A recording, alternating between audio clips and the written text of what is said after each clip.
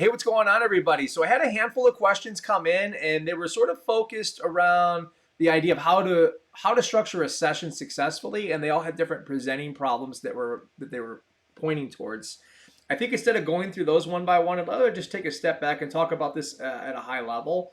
So there's some limitations with structuring a session, and I think once you sort of see it, now you'll realize you might be wasting some time there, and it could be valuable, but it could probably better serve you and your clients elsewhere. So, because like that desire to want to prepare for a session, that just means you're diligent, you care about this, it means a lot to you, you want to be great at it, and you care about your clients, right?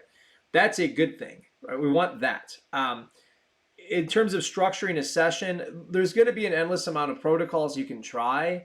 There's going to be more and more will emerge, more techniques. There's different ways to arrange those in a sequence to hopefully help that client get a result. At the end of the day, though, when you think about it, the most that client can offer you is a presenting problem. They're not really conscious of what's going on, right? Underneath the surface, the thing that we actually need to help them solve. So if you're putting a lot of time into trying to structure a session for a presenting problem, that's tricky. And I think this is very normal in the beginning. I think absolutely in the beginning, you kind of want to have a plan of action because you're not even used to doing any of the stuff yet, right?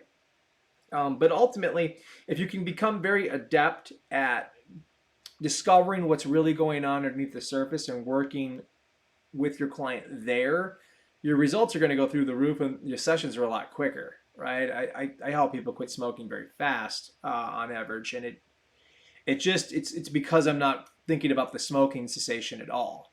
So let's further complicate this issue though. So even when they're describing that presenting problem to you, one thing, and I think this can influence session structure and it can also influence how you work with clients. Language is often thought about as if it's a system of communication versus a system of thought. But we also know language as a system of communication is incredibly vague, right? It's like we don't do a good job of describing things. There's a bunch of different meanings. Folks bring their own experiences into stuff, right? Because there's internal representations that could be different, all the stuff we're familiar with.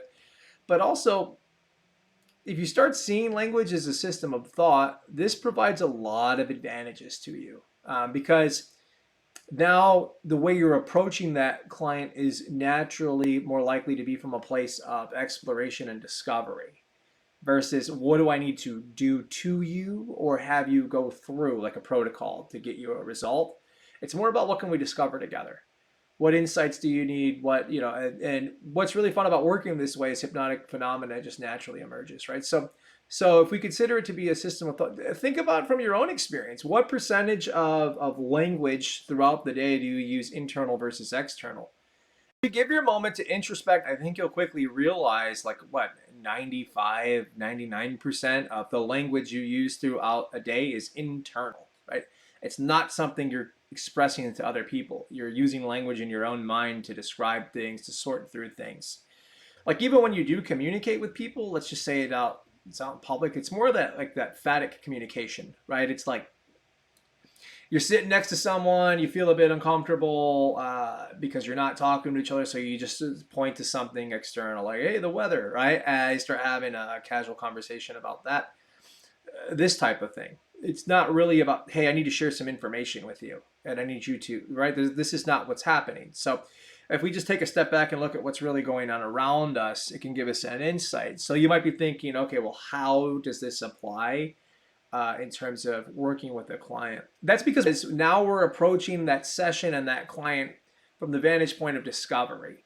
So now we can allow their unconscious mind to show us what that person needs versus us kind of bringing a bunch of stuff into a session. It's very quick. It's very lean, right? Because there's not pressure on you, right? We're not coming in like, here's the script, here's the technique, the protocol, here's the language patterns. We don't need any of that. We're literally just allowing that client's unconscious mind to tell us what it needs. And I think you might agree that whatever that client's unconscious mind demonstrates or sort of brings to the surface during a session, it's going to be infinitely more powerful than whatever we have to say, right?